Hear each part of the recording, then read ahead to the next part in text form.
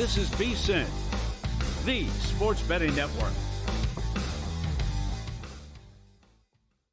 Follow the money. That's what I always say. You always follow the money. Yeah. This is Follow the Money with Mitch Moss and Paulie Howard on VSiN.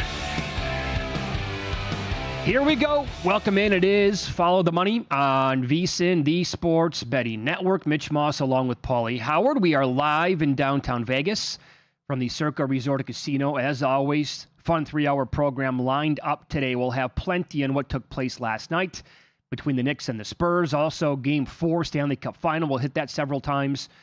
Today's Major League Baseball card. There's one game I think I could talk about for like 2 hours, and it took place. It's game number 2 of the series out here in Las Vegas between the Brewers and the A's. Insanity last night. Nigel Seeley on the program for half an hour. He's coming up in 15 minutes. He'll have his best bets for the World Cup. Jonathan Davis in studio for Game 4 Stanley Cup, and Derek Stevens on the program a little bit later on as well. We will begin with what took place last night in the NBA Finals. Look, the Knicks are now shop around 1.5 to 2.5 in Game 4. Total about the same, 216.5.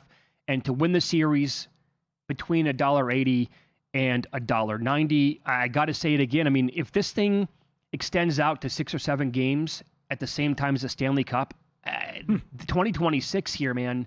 And you said something right before the show started. June is typically like, here we go. Can't wait for football. Summer's really on the way. This has got the beginning of June is as good as I can ever remember, Paulie. Well, you might have NBA Finals, NHL Finals, World Cup, and U.S. Open all at the same time. You might get this prediction right that it plays out like 1993, where the home team went 1-5 and the Bulls 1-6 after winning the first 2 on the road. So that was the only other time that the road team has won the first 3 games. And the Dog is now 3-0 as well. I didn't think they matched their desperation in the second half. I thought it lived up to the hype when Barkley and Shaq say they got goosebumps when the Knicks took the floor with the atmosphere and the president being there and trying to end the drought of 73. But to be up 7 at the half and then you come out and quickly tie the game. But I thought the difference was they've made adjustments on Cat. I don't know what happened to Bridges, who was not involved at all. Shamet was minus 20 for the game, and they were in the bonus 3 minutes into the fourth quarter, which was huge. So the Knicks started 0 of 10 from 3, but for San Antonio to be in the bonus that early, that's a major talking point. We'll see if it works out for Brown. But again, Knicks fans and players and people who cover the sport think they are not getting a fair whistle. So I'm sure, and when we hear from Brown here coming up, and he was not happy after the game. He's setting this up now for Game 4 to get a much better whistle in that game. And I will point out, should that have been a flagrant on Wembanyama against Jalen Brunson? Well, let me remind people, for those who missed it, Brunson absolutely, as always, every trip down the court, he had a handful of Wemby's jersey. He gets mugged the entire game. Now he's fighting back and he's being physical. But that should have been a flagrant. The reason why they're not going to call him for a flagrant, Paulie, I don't know what he has to do out there in the court, but he will be suspended for a game if he gets one more flagrant. That's the way the NBA rules go. He's got to knock that off. That's dirty. He put Alvarado in a headlock. I know absolutely he did, and they completely ignored that as well. Yeah. So it's quite evident to me that they're not going to whistle him for a flagrant, and that's unfortunate. But it's the NBA, and I think one of the reasons why that they maybe got a favorable whistle. Although, watching the game last night, I never really had a problem with the calls in real time. So Brown again setting up for game 4 overall. But that was, for the people who had a problem with him, and I was one of them certainly, with like the lack of composure in Game 2, and then to say, look, go down low, be a little bit more physical. You're 7-5 for God's sakes. That's what he did last night. And he was out there like ready to throw fists the way it felt. The alley-oop, you can't guard that. No, God, no. It's unstoppable. It is. You cannot defend that play. If Fox or whoever attacks the basket and they just throw it up and he's in the vicinity of the rim where he can do his Inspector Gadget go-go arms and just tap it in or dunk it, you can't stop it. He's too big and too long. Yeah, that's the kind of play that I wanted. Now, this is easier said than done when you only have like 6 seconds left, but that's the kind of play that I wanted Johnson to draw up at the end of Game 2. Yeah. Because if you throw it anywhere like up there near it, he's got a pretty good chance of coming down for it and to win a game in that spot. I think you're right, where you said that they maybe figured out that Town is the the head of the offense Wow. here, and the offense needs to go through Karl Anthony Towns. Yeah, Panic Paulie checking in. He has 1 assist in the last 5.5 quarters. And he has not scored in the fourth quarter yet in the series. What? Yeah. He was a non-factor, and that's incredible that what they've done, and he's not. Yep. He's not getting others involved. And look at the assists now, so we have to re-examine that. OG was awesome. They were phenomenal in the second quarter. I mean, they set a record, a Knicks record. Finals, what they did, 42 points, 6 of 9 from 3, and 14 of 19 from the floor. But then that stuff vanished, and they couldn't throw it in the ocean to start the fourth quarter. Yep. But you knew. And it seemed like they relaxed a little bit, but you're up 7 at the half, and you knew that they were going to bring everything they had because their season was on the line. For sure. I didn't think they matched their intensity. No, neither did I. I thought the beginning of the third quarter told you everything that you needed to know pretty much about the game. The Knicks got completely outplayed there in that small little window of time. And, I mean, they did not want halftime to come, I'll tell you that. Right? Yeah, and then also the kiss of death at halftime, what Barkley said on national TV. Oh, my God, come on. You can't do that. What's he doing? That's what he does. Number one, you'd be outraged if you're a part of the broadcast or you're running things, if you're ESPN or Disney. Don't say the series is over. It's a wrap. It's a sweep. My house against your house. How about that? They come back at, I don't know if he hates Skip Bayless. He's become Skip Bayless. Yeah. Okay, and how about before the game? It's a must-win for the Knicks. What? How about after the game? Game 4 is a must-win for the Knicks. What are we doing here? Come on. Well, I will, again, agree or disagree. This goes all the way back, like decades with David Stern. The NBA and extending these series, is it good for business to have a Knicks sweep, or is it better for business to extend this thing out to 6 or 7 games? Yeah, but also with David Stern's NBA, the big market team in this would get the calls. That's why we're a little bit surprised by what's going on. I know they don't want to sweep, but here's the number one market and the big story, and they feel like they're not getting a whistle. So let's see if you agree with this. This was Mike Brown after the game pointing out the free throw disparity in the second half in favor of the Spurs. San Antonio played great. We could have played better. There were a lot of things that we didn't do that we did in game 1 and game 2. But to go 24 free throw attempts in a second half, that's 48 for the game if you think about it the way that they called that second half, compared to 8. All the shots we took, we got fouled 4 times, roughly, for 8 free throw attempts. He continued, I've never seen that before in a finals game. That's a very typical coaching move. Yeah. Again, I think it'll work. So do I. Because you're not paying attention to that. You look at fouls and free throws after the game, or what it is, while the game's going on, you didn't pay attention to second half only. Sure. But then you look, that's alarming, 24-8. At least he thinks so. Well, I mean, how many coaches have done this in the past? Where they have a major problem with what took place in the game, and then you get a correction. Bill Jackson was great at it. Oh, yeah. We'll find out who the head referee is going to be on the case.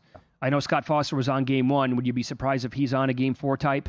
As long as we don't see Tony Brothers again. Right. But I do think so. Game 4 is my most difficult game to handicap moving forward in the series. Spurs first quarter again? Probably. I think, I've not bet it yet, but I think, here's how I think the series plays out. I think the Knicks win a very close game in game 4. I think it goes back to San Antonio, and the Spurs win potentially in a blowout. And that would be 3-2 Knicks going back to New York. And then I think the Knicks close them out in 6. And I think that game is something that we're going to want to bet the alt-unders on, where it's 91-86 the final. Because the Spurs are facing elimination. They're in that hostile environment again. I mean, points are going to be at a premium. They're going to play their absolute guts off on both sides of the court. Both teams will. Defense will be through the roof. The intensity is going to be something unlike we've seen in a long, long time potentially. And I can envision a very low-scoring game in a Game 6 situation like that. The MVP becomes intriguing. What if they can solve or figure out and limit Cat? Then what? Yeah. OG was phenomenal. He was great. I expect more from Bridges, but the other thing, too, and it was a bad pick by me, Jefferson said it, the role players always play better at home. Hart also had more confidence, but I would, like you said, they're going to leave Hart wide open, too. Oh, that will happen again, yeah. He had the points. I mean, I think he had 12 early and then kind of tailed off, but I would also expect the Knicks to do that. Harper struggled shooting. Yeah. Johnson isn't hardly playing. Oh, giving boy, anything. has he been bad. Brian as well. He's hardly. The Knicks, at least, Brown has a lot more guys he can trust and put out there as opposed to the Spurs. But I would expect the Knicks to back off and make some of these guys knock down threes as well. Sure. And Champagnie hasn't been as a factor as I thought he'd be. No, he was actually off the court last night in some pretty key moments. Who was the best player on the court last night, in your opinion? Was it Wemby, number one? Yes. And then how would you rank him after that? OG. I'd go OG 2 and then probably Castle number 3 last night. So they have been outscored in the series when Brunson's on the floor? Oh, yeah, he's a negative. Paul, he has 80. Yeah. Think about this. Yep. He has 82 points on 81 shots. I think even like the most diehard Knick fans out there will tell you, yeah, he's not the MVP of the series at this point. Now, what happened to Bridges, I have no idea. That was bizarre. Like, there was nothing. He had like 2 shot attempts in the fourth quarter. Going in. That was it. Just disappeared out there. But also, you win that game, and Fox struggled. He hit the big shot late. A huge shot. But he was 4 of 14 late in the game. Just keep racking up those assists, and we're going to be okay. Yes. He had 8 last night. He's the leader in that category as we speak. But phenomenal series so far. And in the first 3 games, last night it was a 1-point game. 3-point game with 30 seconds left. And in the first 2 games, we had a 1-point game and a 2-point game really late in both spots. So it happens to be 2-1 right now. It could be 3-0 Knicks. It could be 3-0 Spurs. It could be 2-1 Spurs. And we happen to be 2-1 Knicks going into game number 4. Longtime friend of the show, soccer bettor and analyst, Nigel Seeley on the program next. The World Cup starts on Thursday. We will get his best bets for the event with analysis coming up on Follow the Money. It's VSiN, the Sports Betting Network.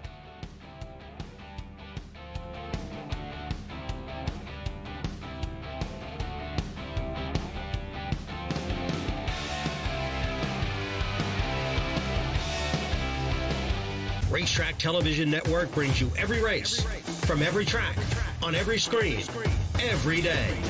With monthly packages starting as low as $5, RTN gives you great value and access to more live HD streaming and race replays than anyone. Visit RTN.tv today to sign up and watch on almost any device, including Roku and Amazon Fire. Use promo code TRYRTN for a 5-day free trial. This is VSiN, a network of sports betting analysts, writers, hosts, and handicappers, all here to help you become a more confident bettor. We broadcast live every day from Las Vegas, the sports betting capital of the world, and from studios across the country, giving you insight from every angle of the action. Take VSiN with you wherever you go with the VSiN Watch app, or catch us on streaming platforms and regional sports networks.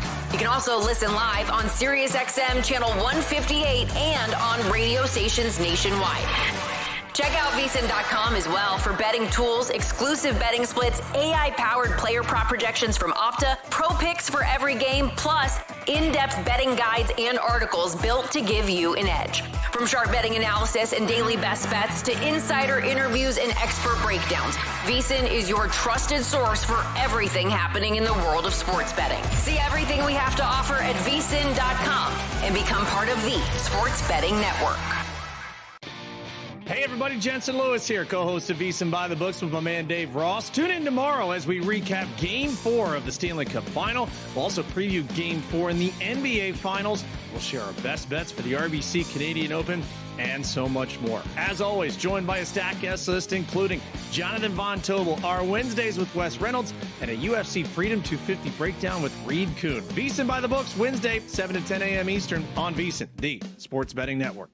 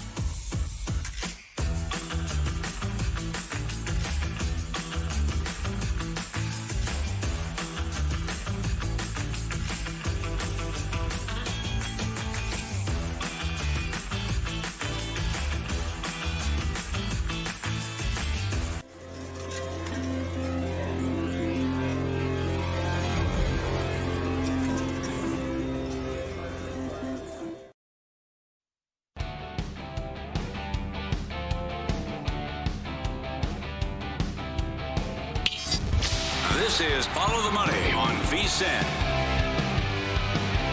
Thanks for checking in today. The World Cup. I keep saying carp. Why do I say World Cup? What does that mean? Are we going fishing? Begins on Thursday. Mexico is the first game against South Africa. And right now we go out to the progressive guest line. His longtime friend of the show, soccer bettor and analyst, Nigel Seeley joins the program. He is he does his write-ups at VSiN.com, Because We Win podcasts, also the Betting Weekly Studios. Hey, Nigel, good to talk to you, my man. How are you today? You all right? Long time no speak. Yeah. You got it. Yeah. Appreciate you. So here's what we're going to do. You're going to hang out for the next half an hour with us. I want to ask you about like the golden boot, the golden ball, your opinions on that, the eventual winner of the tournament. But you had a great write-up at VSiN.com talking about group betting. And let's go in Group A, which features Mexico, South Korea, South Africa among the four clubs here overall. And you like South Africa to qualify. Is that correct? Yeah, I mean, it's not, I wouldn't say it's a massively strong bet, but my strategy on this World Cup is, obviously this is the first time we've got a 48-team World Cup. And it means that there's a lot of minnows in the World Cup, a lot of teams that, have never been here before, a lot of teams that are sort of effectively making up the numbers, the likes of Haiti, the likes of Curacao, the likes of Iran and Cape Verde making their appearances in the World Cup. And I think the market has been slightly disrespectful for the teams, the minnows, compared to the teams that are third in the betting. There's no doubt in these groups that the top two teams are the two teams that I believe will qualify in most cases. But now where we've got a situation where third place for the first time in the World Cup gets you into the knockout stages, I think that you could get into a match between the third and the fourth team in the betting of the group. And whoever wins that match essentially will get into the knockout stages. So I think that, you're going to see the favourites win a lot of games. I don't think they'll win by a lot of numbers because, a lot of goals, because I think it's going to be a tournament of unders with the weather conditions, the travel and the logistics of it.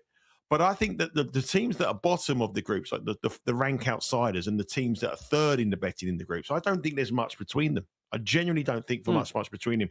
So that's pretty much my strategy throughout the whole of the group. So in Group A, I've gone for, I think South Africa might qualify because I don't really rate the Czech Republic.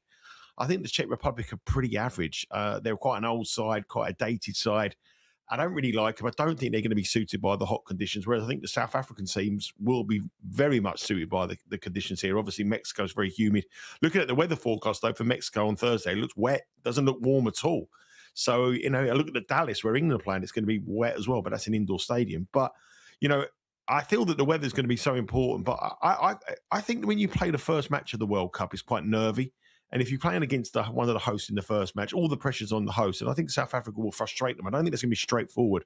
But the reason for these bets is because I do think the gap between the third betting side and the fourth betting side isn't as big as the gap is. And I think it will come down to a shootout who wins. And, I think you can see a lot of these minnows may get themselves into the last 32. So I'm going to go for South Africa to qualify.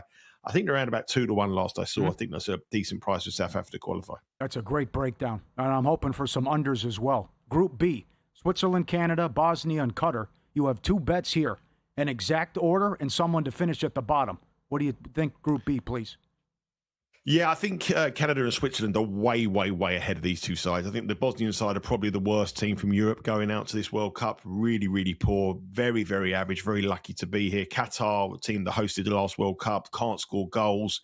One of the poorest teams in the division. I think that, in the competition, I think the top two here, Canada and Switzerland, are really in a league of their own. You can see that from the betting. So I'm going to go for Canada and Switzerland to qualify in any order. I think that's one of the best bets of the tournament. It's quite short. It's like -150 for those two teams to come in like an exacta, first or second. But I just can't see any way that Bosnia or Qatar can compete against these two sides. Switzerland are a side that I think will go very, very far in this competition. I think they could get to the quarterfinals potentially. I think that they're a side that are well organised, very hard to beat. I've got a good goal scorer as well. And Canada with home advantage is going to be very hard to beat. 73%. If you look at the host nations in the World Cup, and you look at their average throughout the tournament, 73% of the teams outperform their average when they're hosts. So hosting this tournament, and especially this tournament with the traveling, etc., is massive. So for Canada playing in Canada, huge. Mexico playing in Mexico is huge. Mm-hmm. And obviously the USA, we know they're going to be heavily supported as well. So home advantage massively. And at the bottom, same strategy. I don't think the gap between Bosnia and Qatar is that bad. I think Qatar are an improving nation, and I think Bosnia are one of the worst teams from Europe, as I say. So I'm going to go for a big price. Bosnia to finish bottom. I think Bosnia might finish bottom in this group. Not impressed by them at all.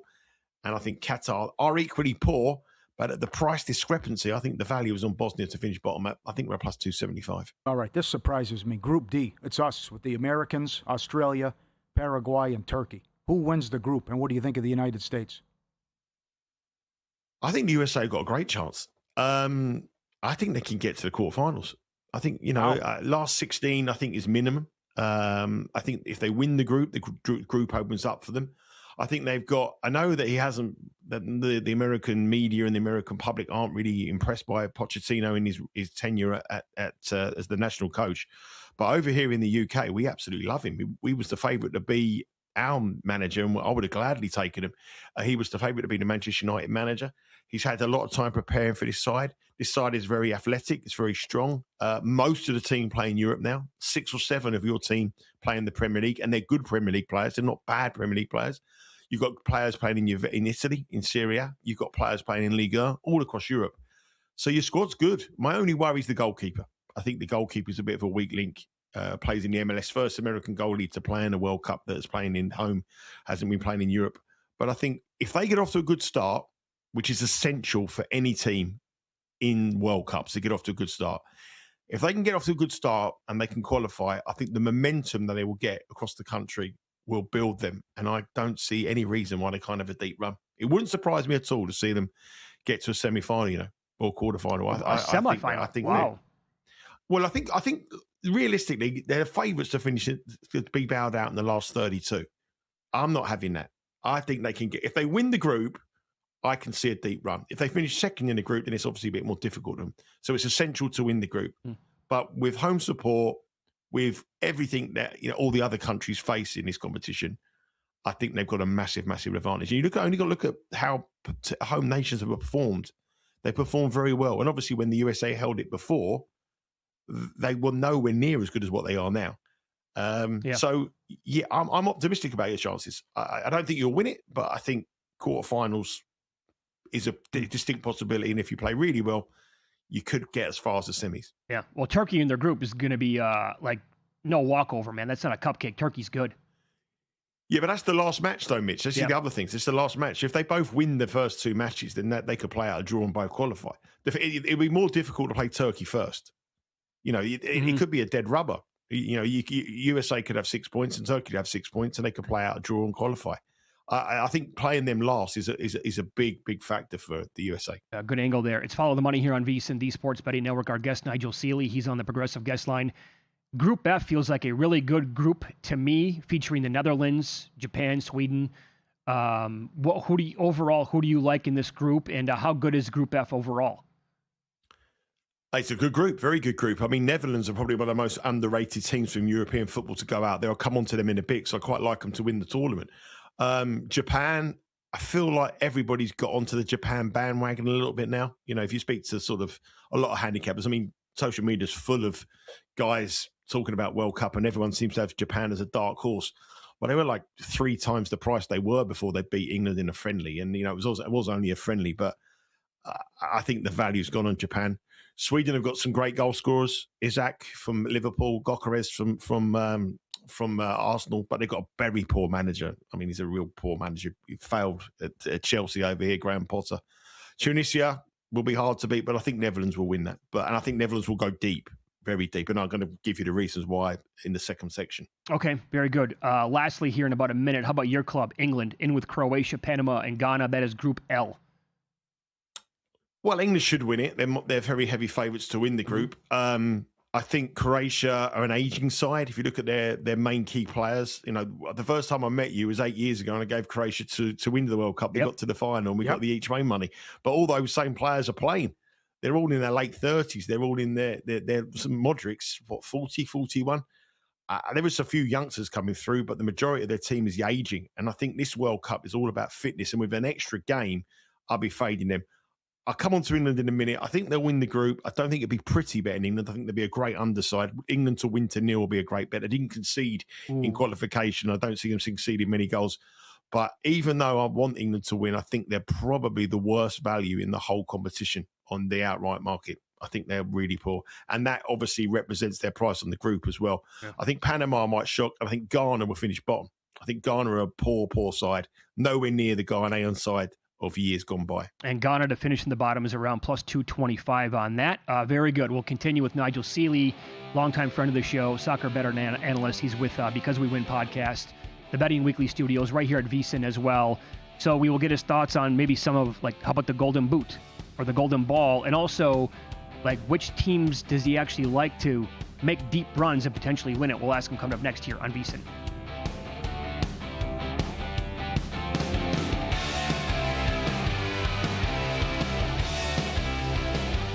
Biggest contest we've ever seen. Seriously, what's the guarantee? They're still talking about it. I think it's time to put the rumors to rest. Showtime. $30 million. $30 million? $30 million? $30 million? That's $30 million guaranteed. 3 contests, multiple ways to win, no rate. Entry starting at $1,000. Enter in Nevada, play from anywhere. Elevate your sports betting game with VSiN's exclusive betting splits. Stay ahead with real-time market trends and track bet percentages on any matchup. Then uncover the edge by comparing them to the amount of bets placed to find out where the sharp money is headed. Upgrade to VSiN Pro to access betting splits, live odds, line moves, power ratings, and in-depth game analysis. Go to vsin.com/pro to join VSiN, the sports betting network.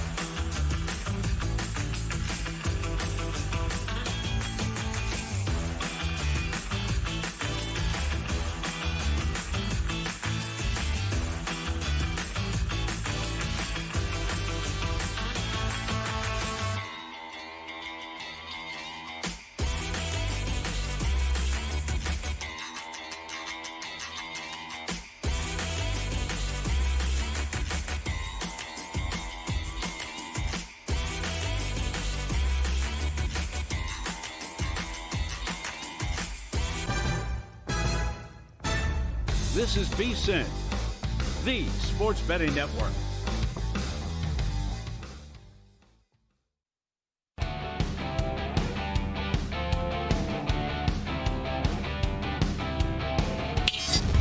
This is Follow the Money on VSiN.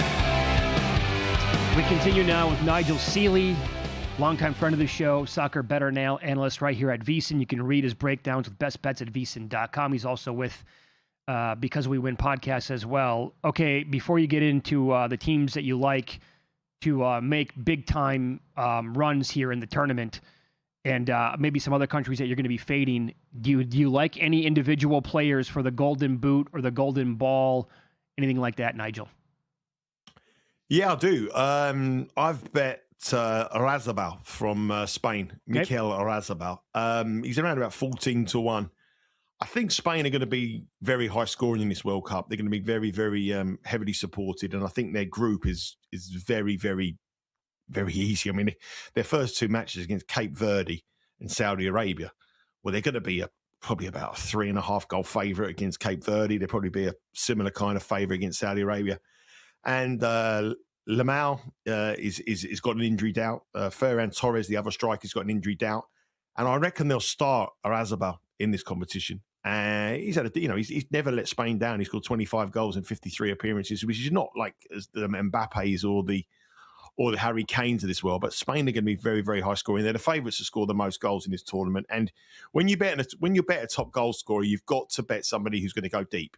It's so important. You've got to bet someone, and you've got to bet someone who's going to take the penalties. And I think Oyarzabal will take the penalties with, for this side. So, yeah, they're the two key things you've got to look for. Someone who's going to get to at least the quarterfinals and someone who's going to take penalties. If you look at previous winners of World Cups, everyone has gone deep, really, apart from a couple of shock tournaments where someone scored 5 goals in a dead rubber.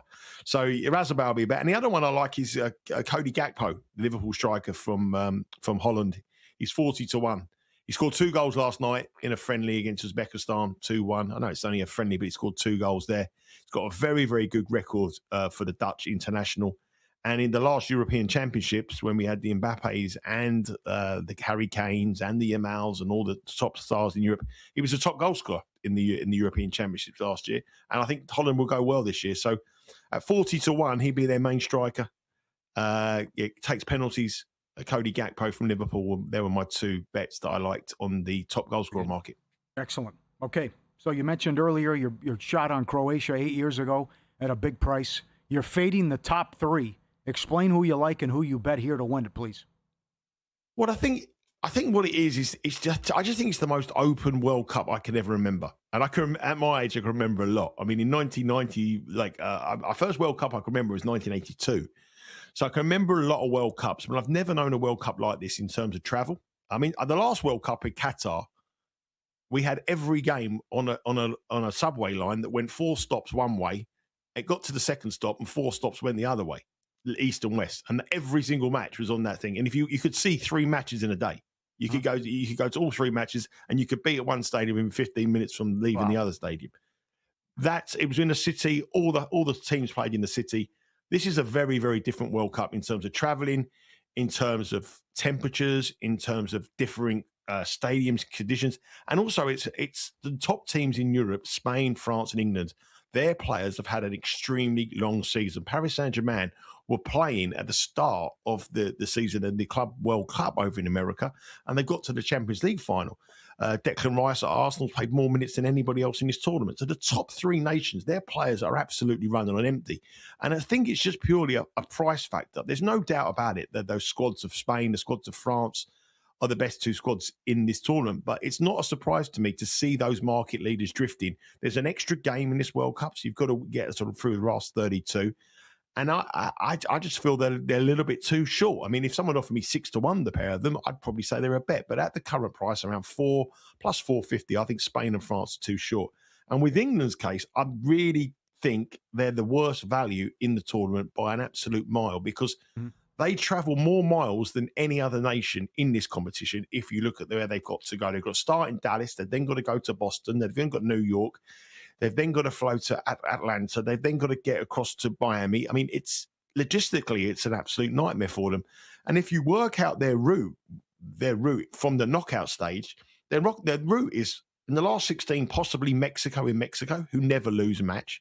In the quarterfinals, it's probably Brazil in Miami. Semi-finals, possibly Portugal. and then in the final, either Spain or France. And if you work out their odds to qualify from each one of those, well, that's going to be a lot bigger than 6-1, I'm telling you. And they've got a very, very tough group. Croatia, World Cup runners-up and World Cup semi-finalists in the last 2 World Cup editions. You've got, Ghana, who are capable. I don't think they're very good this game, but they're capable. They've got some world-class players. Semenyo, who plays for Manchester City. And then the Panama side that I think are improving. So I think England are just absolutely terrible value at 6-1. I'd love them to win it. Obviously, I'm going to have to support them. I want them to win. But 6-1 England is one of the worst bets you'll ever see. The team I like on the outright market is Portugal. They were double-figure prices, like 10-1, 12-1, 2 weeks ago. They're being bet. They're now sort of 8-1 across the board here. And I wouldn't be surprised to see them overtake England as the third favourites in this tournament. Their midfield is the best midfield in the tournament.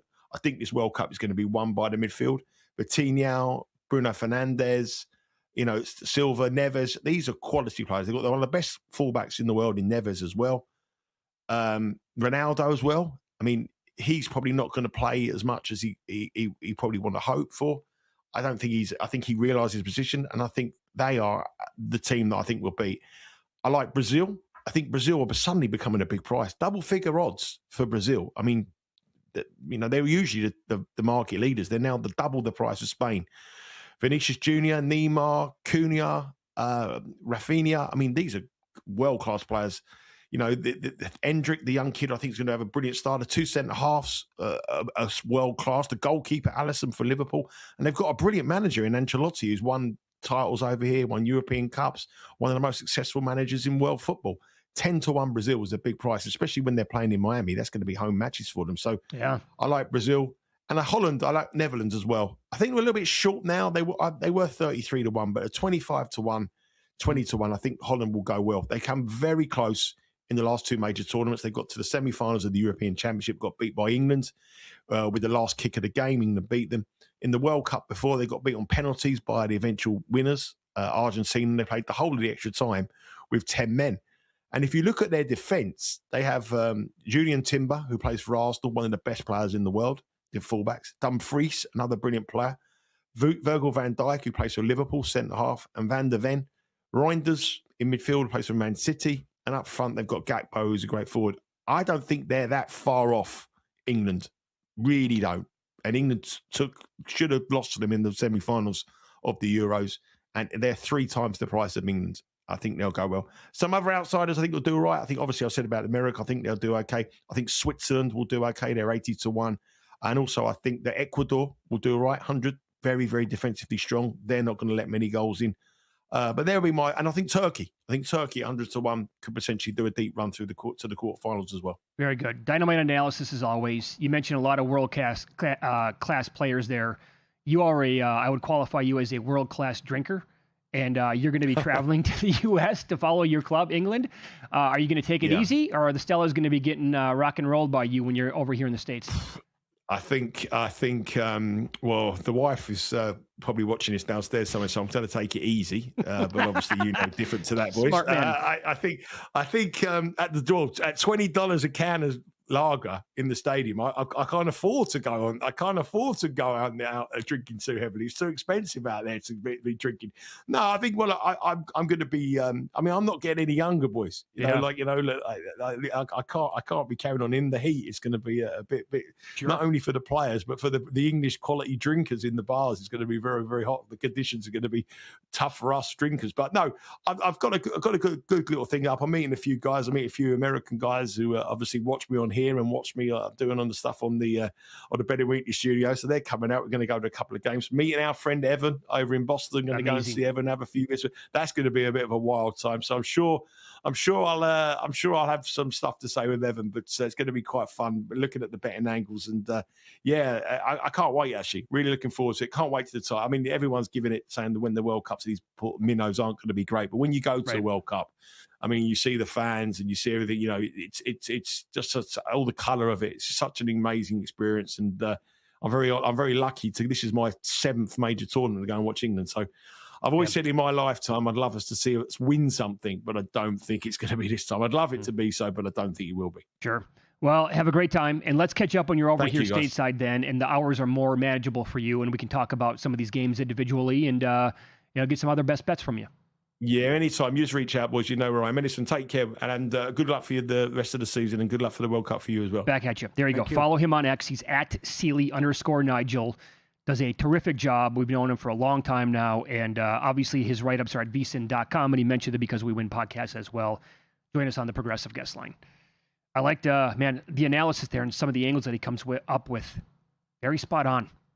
Like a lot of that stuff. So Netherlands, Portugal, Brazil, his three. He's fading the top three, he said. Mm-hmm. No, thank you. Dynamite about England. Yeah, right? Especially that's their path. No way you take the 6-7. No, win, lose next. So many bets came in during the same game. Bettors rejoice, others complained. You have to come right back and try to take advantage again tonight. I'll tell you why. Next.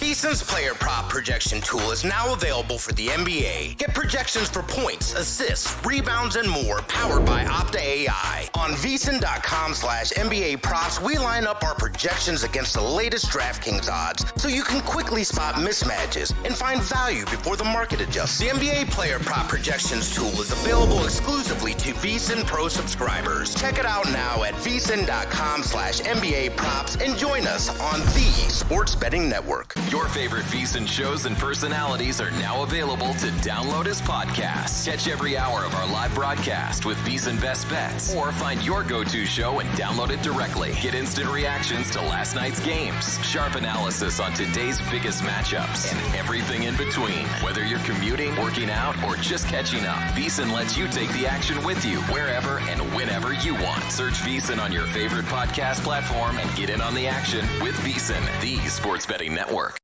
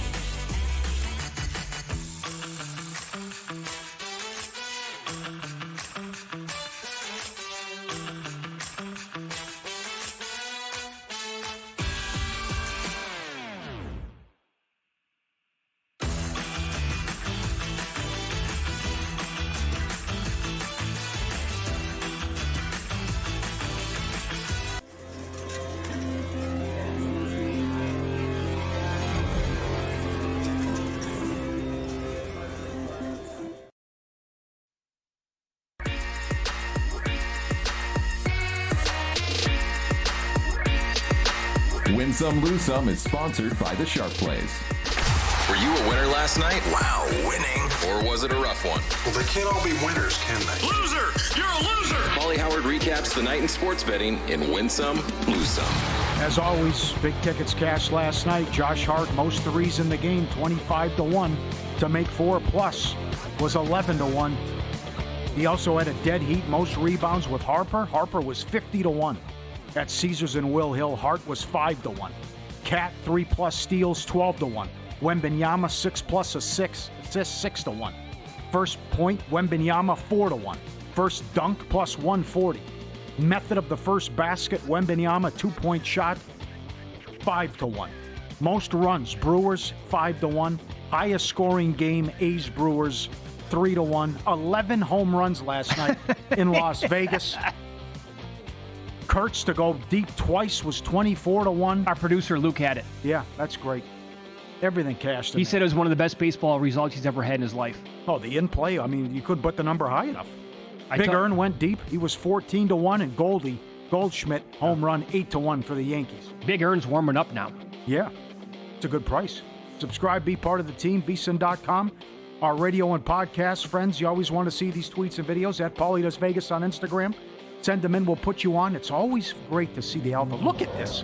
Those are Cane Corsos going at it. And then the small dog on the bed is like, hey, knock it off. That's enough, you two.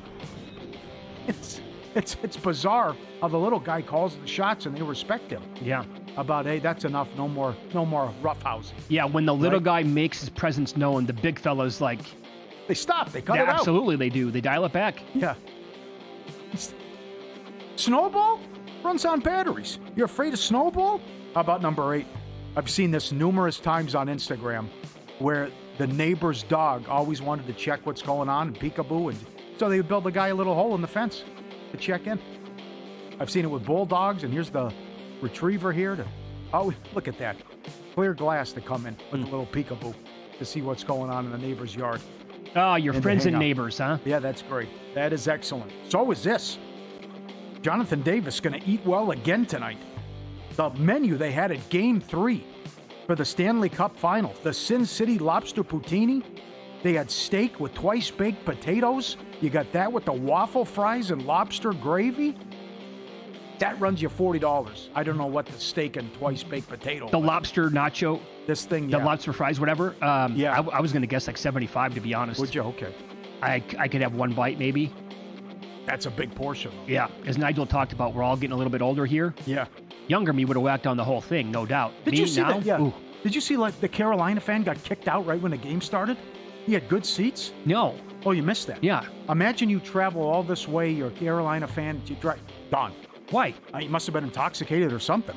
Security escorted him out. It was all over social media. The game had just started, and the guy got kicked out. This is a fantastic lose-some. We always do this once a year with Paul Charchian about fantasy football punishments. I love this one. The guy finished in last place, and in June, he had to dress up and go trick-or-treating and couldn't stop until he had 10 pieces of candy. That's phenomenal. That's an A+ right there. That came across my timeline over the weekend, and I had to actually stop the video because I was laughing for like 30 seconds. I'm like, that is absolutely brilliant. He went as Harry Potter. Okay. He says, goes as Harry Potter, goes door to door. Who's going to have the candy? Of course. How long's that going to take? A long time, I would suspect. Yeah.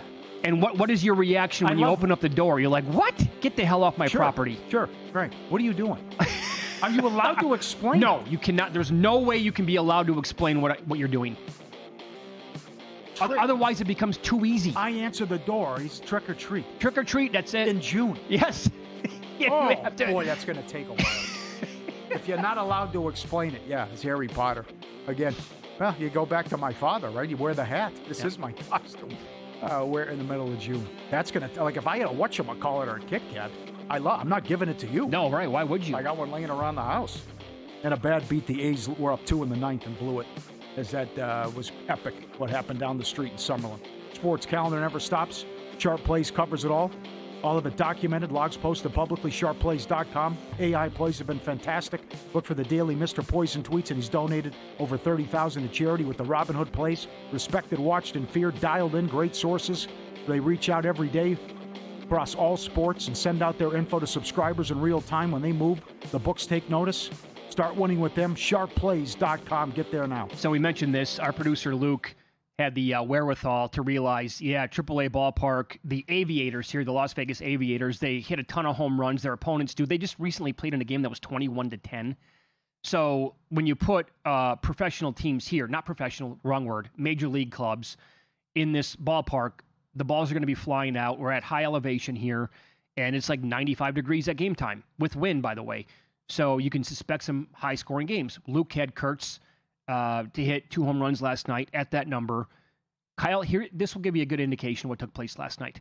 Kyle Harrison for the Brewers had not allowed more than 2 earned runs in a game all year long. Last night, he recorded 7 outs, allowed 8 hits, 8 earned runs, and gave up 3 home runs overall. The longest home runs in the game. You had I watched the game. These were moonshots that we're talking about, leaving the ballpark. We had a 483-foot blast, 463, 457, 447, 443. The Heim home run to tie it up at 14 apiece went 316 feet. That was a pop-up that appeared to be an out, like before the track, and it left the park. And this will tell you what we're dealing with here. That ball would have gone out in 0 out of 30 parks across the league and had an expected batting average of 0, but it left the park. 94.6 exit velocity, 48 with the launch angle. Are you serious with that? And one professional bettor who was at the game texted me his seats last night. He's right on the catcher. Okay. Where he's sitting. He told me that early on in the game, he said that he's got a significant bet on the over. And then he followed it up with another text right after that said, I could pay for my entire summer if it comes in. And the over, I mean, it was easy. It was one of the easiest bets you're ever going to make. Yeah. And Kurt Hogg covers the Brewers, tweeted this out. He said, Major League Baseball should be embarrassed for playing meaningful games in this park in the middle of the summer. Oh. He was not happy. Other people were like, this is a mockery of the game. And so when this was going on, I know the total has moved to 13 right now, but it was 4-2 in the third inning. I'm like, I got to look. Are overnights up yet? I found 11.5, and I played that over for tonight. But I think there's also, we'll dive into this more coming up in about 20 minutes. 11 home runs were hit overall. Like, do you want to, I think this is going to be the theme the entire time the A's are playing at this park. Yes. No way, no how I could play an under. Oh, look at the starts the year that Harrison has had. Sure. And what happened. And Ginn's been good, too. So, and then you're throwing a tomato can with the Brewers out here. This guy, Gasser, has bad numbers. Yep. So, how about that move? 11.5 up to 13. And rightfully so. These are the shortest home run odds for a full team or for a full game that I've ever seen in my entire life. Consistently, you have across the board multiple players who are below 2-1 to hit a home run tonight. That is as if an all-star team would play at Coors for a weekend series. I've never seen this before. And we'll expand on this coming up, like I said. But like the Yerfie number is absolutely off the charts in this game tonight. But it has to be, and I think that's... man, are you going to be surprised if it's 11-8 again? You can bet this so many different ways. Like, will both teams score 10-plus runs? Will they both score like 8-plus runs? Books really went out of their way to, I think, provide an extra menu for this game tonight. Mm-hmm. You want the total home runs hit in the game, Paulie. 3.5 overs minus 160. After what occurred last night? After what happened last night. Oh, wow. 3.5 is minus 160. Seems too easy. I think you make that bet, and if you lose, you lose. That's right. Yeah, that's great. I got to point out Ozuna against Lauer today for the Dodgers. Mm-hmm. 6 of 11 career, 3 bombs. Over 2 total bases is a nice plus price. Very good. You want to go 1.5, you can do that too. 6 of 11, 3 bombs career. Yeah. Did he not just face Lauer recently and he went crazy? I might be wrong with that, but there was a matchup that was very favorable for Ozuna in his career, and he absolutely dominated again. But this is look at this pitching matchup, first of all. Well, not pitching, but it's Skeens against Ohtani and the Dodgers, and Ohtani is... He goes tomorrow, yeah. Yeah, Ohtani is basically turning into one of the hottest batters in the league, And now you have Skeens kind of slumping right now. But you can get the Dodgers right now at plus 104 due to the pitching matchup overall. Interesting. Sure. Got some bad starts, no Yes. doubt. Yeah, he's almost 3 now. Yep. And a good win for the Yankees last night. As they've struggled against teams with a winning record. Very true. And now they got Cole going on the road again. I'm sure all the Yankee fans were checking it out last night. Mm-hmm. I told you how I was betting the game last night based on the numbers. It happened to come through. This approach needs to be considered again in Game 4.